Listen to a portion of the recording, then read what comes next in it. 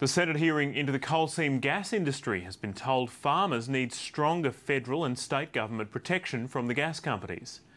A Dalby-based lawyer specialising in coal seam gas cases says the current laws are weighted too heavily in favour of the multinationals and farmers are being taken advantage of. Reporter Pip Courtney is in Dalby and I spoke to her a short time ago. So Pip, what was the turnout like at the hearing today? It was standing room only at the Dalby Bowls Club this afternoon, David. Nearly 200 people turned up to hear about a dozen witnesses give evidence to the committee. And were there any appeals made to the committee? Yes, David, the committee heard from local Dalby lawyer Peter Shannon.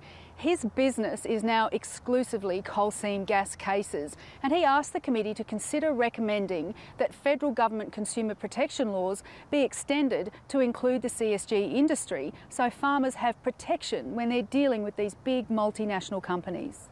Specific protection for CSG dealings would ensure good behaviour by the companies.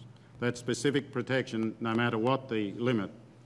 It would also enable ACCC to intervene as necessary.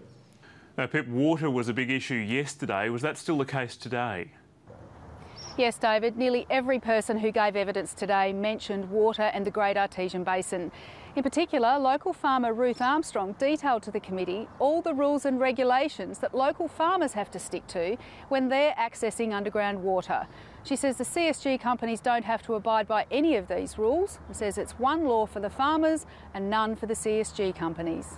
It is therefore essential that the regulator, being the Queensland State Government, work with all the CSG companies and landholders to develop a plan for the most appropriate solution or solutions for dealing with produced water to mitigate impacts to the groundwater in the area of extraction firstly and within the Surat Basin generally.